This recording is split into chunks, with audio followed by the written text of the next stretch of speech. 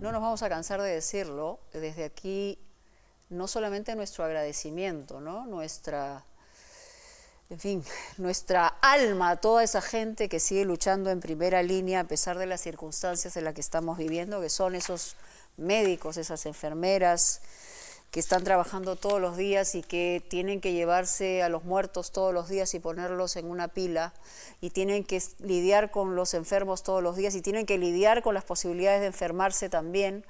Es una situación muy complicada. Yo le agradezco especialmente al ministro de Salud estar con nosotros, al señor Víctor Zamora, aquí en Punto Final, porque estamos en una semana de las peores probablemente, y esto no ha acabado, porque estamos mañana en el día 50 de la cuarentena, y desde muchas miradas, más allá de los expertos, todos nos dicen que esto pasará, pero no hemos logrado todavía no neutralizar la epidemia, porque eso es imposible, darnos cuenta de los desnudos que estábamos. Y esa es una situación que es la primera pregunta, ministro.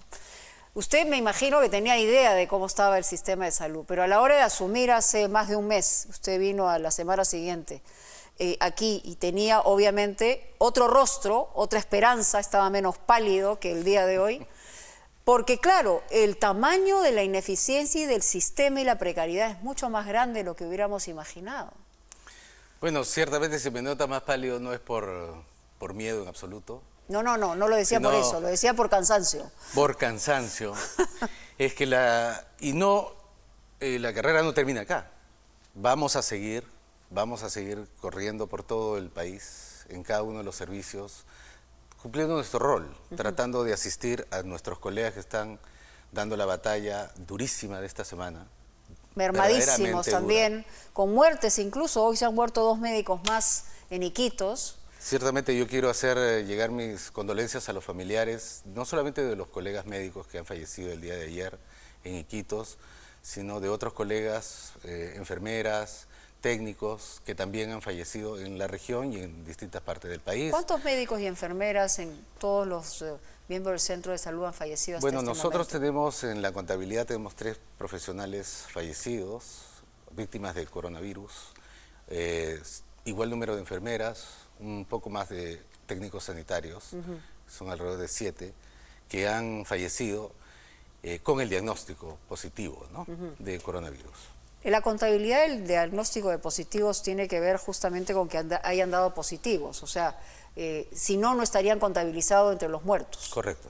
¿Correcto? Porque hay ese registro que no se sabe, que puede haber sido sospecha de coronavirus, que no está dentro del registro de fallecidos. Correcto, porque como país nosotros estamos obligados a informar internacionalmente acerca de los fallecidos que tienen su laboratorio positivo, su prueba positiva. 1.286 al corte del día de hoy. Efectivamente.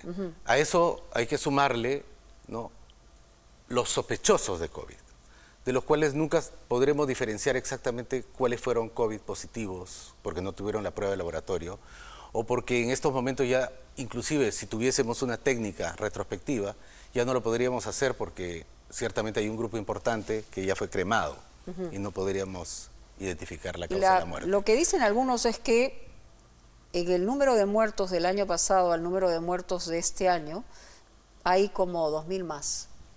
Eso es lo que se identifica con el Sistema Nacional de Defunciones. Tenemos 2 sistemas en el Perú. El sistema de notificación de fallecidos a través del Centro de Control de Enfermedades, que es el que está obligado a reportar internacionalmente con otros de sus similares en el resto del mundo, y el Sistema Nacional de Defunciones, que es el que registra absolutamente todos los fallecimientos, en donde no hay precisión acerca de la causa de la muerte.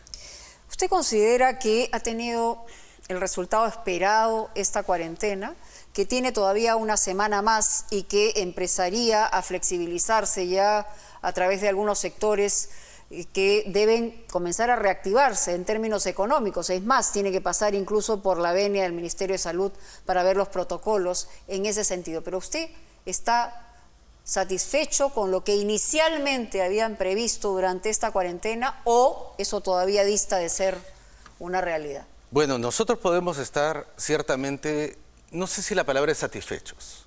¿Cuál es la palabra para usted?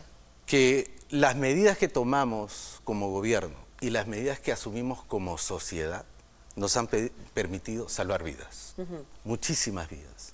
Si no hubiésemos hecho la cuarentena como la hicimos, el número de pacientes, el número de infectados, el número de gente en UCI hubiera sobrepasado largamente lo que estamos viviendo el día de hoy. Algunos dicen que 4 o 5 veces más. Por supuesto, mínimamente, porque la epidemia se hubiera duplicado cada 2 días. 100 casos y ahora hoy, se duplica cada 8. Cada 8, pero cuando se dio el primer martillazo ya habíamos alcanzado cada 5 días, ¿no? 100 pacientes hoy, el miércoles 200, 400, 800, 1600 y así sucesivamente. La doctora Mazzetti dijo, se ha comprado tiempo. Y a mí esa frase me ha impactado muchísimo, porque se sigue comprando tiempo, porque en realidad estábamos muy por debajo de las posibilidades de estar preparados para llegar a una cumbre y comenzar a bajar. Claro, en la entrevista que me hiciste, me preguntabas si íbamos a llegar con las camas UCI. Sí. Eran alrededor de 1000. Nuestro objetivo es llegar a 1000. Cuando empezamos con 100 camas UCI, solamente en el Ministerio de Salud. Hoy día estamos alrededor de las 850 camas UCI y nos están llegando 50 más. Esta semana vamos a llegar a 900 camas UCI. Pero en Lima, por ejemplo, que es donde se concentra la mayor cantidad de contagios. El 70% de los casos se dan en Lima. 70%. En todo el país. La ocupación de camas UCI en Lima, en algunos casos, ya llegó a su límite. En algunos casos, en algunas noches, llega a su límite máximo y luego al día siguiente se instalan nuevas camas UCI, se mueven a los pacientes. Pasa con hospitalización también. En hospitalización en algunas salas abrimos en la mañana, en la noche ya no hay una sola cama libre y al día siguiente tenemos que abrir nuevas salas. Porque claro, no hay camas libres porque o se murieron o salieron, digamos, del estado de intensivo. Eso es lo que pasa. Claro. Y hay quienes dicen que incluso mueren 20 personas diariamente, ¿no? Claro, lo que pasa es que estamos viviendo... En cada hospital. Estamos viviendo la epidemia. No es cualquier epidemia, es una pandemia que está golpeando en todo el mundo y ciertamente al Perú no es la excepción. Lo que pasa es que el esfuerzo que nosotros estamos haciendo, aunque es significativo, en algunos momentos no logra cubrir todas las expectativas, no solamente de las personas, sino de lo impactante que es esta epidemia. Lo estamos viviendo no solamente en Lima, en Piura, en Loreto, en ciertas regiones donde se está llegando ciertamente al límite de nuestra capacidad y aún así seguimos. Por ejemplo, en el caso de Loreto, nosotros hemos enviado 60 balones de oxígeno el día de hoy, vamos a enviar 60 Pero necesitan mañana. 360, o sea, en realidad va a haber un déficit. De todas maneras, la gente que se muere se está muriendo por falta de oxígeno. Correcto, a lo que se suma a la capacidad instalada. El día de ayer y antes de ayer hemos tenido, además de fallas en el sistema de oxigenación, también fallas en el sistema eléctrico que soporta esas máquinas. Entonces, a pesar de ello, nosotros movilizamos profesionales el día de mañana. Yo mismo voy a ir a Iquitos a supervisar lo que estamos enviando en estas semanas.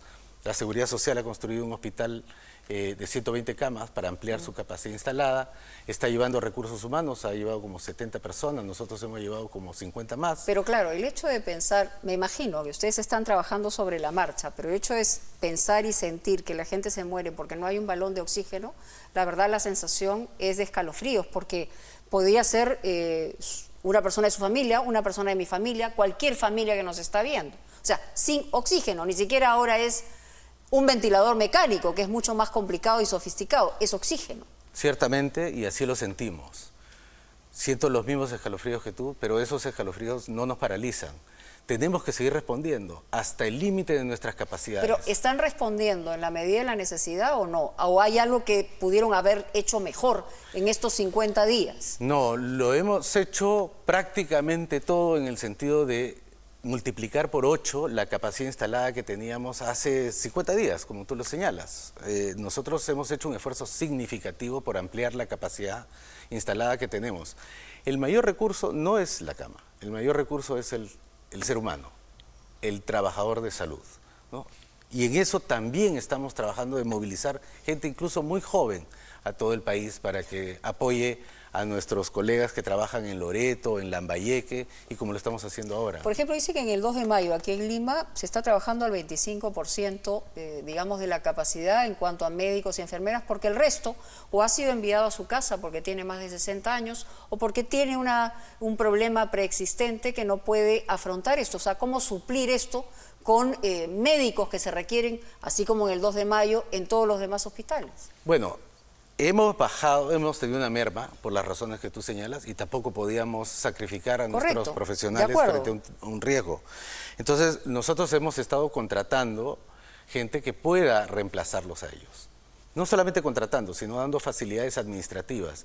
Es un término muy técnico, pero son las horas complementarias, el intercambio prestacional. Son herramientas de gestión que hemos implementado durante esta epidemia para poder aumentar la capacidad productiva de los recursos que tenemos. Todo recurso tiene su límite, pero nosotros estamos llevando el sistema prácticamente a su límite para responder a las necesidades de la población. ¿Cómo echar mano de más profesionales médicos para poder...? Porque esto no va a terminar el día que se vaya levantando la cuarentena. Esto es un asunto que va a estar instalado en nuestro país, probablemente como en el mundo, en lo que queda del año, y sabe Dios si en el comienzo del próximo año. Entonces, ¿cómo suplir eso? Porque tenemos un problema y una demanda de médicos y especialistas, ¿no? No, por supuesto. Y esa brecha que teníamos entre lo que necesitamos y lo que tenemos, hablamos en números, ha sido grande siempre, ¿no? 24.000 profesionales médicos que nos faltan en todo el país para cubrir no solamente las necesidades de hoy, sino las necesidades de siempre. Esas no las podemos cerrar en poco tiempo. ¿Y qué hacemos específicamente con los bolsones de contagios, ministro? Porque hay que entender también, o sea, culturalmente al país. O sea, lo hemos dicho también en varias oportunidades y lo imaginamos. Una cosa es estar en cuarentena con comodidades y otra cosa es estar hacinados en un cuarto. Ciertamente. Y tener que ganarse el pan de cada día, que no tienen para salir a trabajar. O sea, los bolsones en los mercados. Uno puede hacer todas las invocaciones del mundo. El presidente puede salir todos los días. Pero la verdad es que van a estar entre me muero de hambre o me muero por el COVID. Sí. Aún así, aunque nos parezca, lo que voy a decir sea una cosa que pueda sorprender, somos el 5º país en el mundo que ha tenido un mayor cumplimiento de las medidas restrictivas. Somos un país que en general, en todos los niveles, hemos resistido estoicamente. Pero en América Latina estamos con el país que tiene más muertos, ¿no? Bueno, eso tiene otros factores, pero si tú me preguntas acerca del cumplimiento de las medidas, si no hubiésemos podido lograr hasta duplicar la epidemia cada 8 días. No tiene otra explicación, no es por el sistema de salud, no es por el sistema de transporte, es porque hemos cumplido nuestra parte, la gran mayoría de peruanos. Así, y ese es un logro que no se puede descartar y ciertamente también lo que tú dices tiene todo el sentido. Llega un momento en que ya la espalda financiera que pueden tener unos pocos, no la tiene la mayoría y tiene que salir a conseguirse el pan de cada día. Somos un país que tiene el 70% de la gente que vive dentro de la informalidad. Esa es la razón por la cual el gobierno también sacó bonos de protección social. Sí, pero no han llegado a todos, ¿no? No han llegado a todos, pero existe una estrategia. Esa estrategia ha servido, ha contribuido para lograr lo que tenemos. ¿Hemos podido hacer más? Ciertamente. Lo estamos viendo en algunos lugares en que no se cumplió todo y estamos pagando la factura, ¿no? ¿Usted cree que vamos a llegar en algún momento a algún pico o no?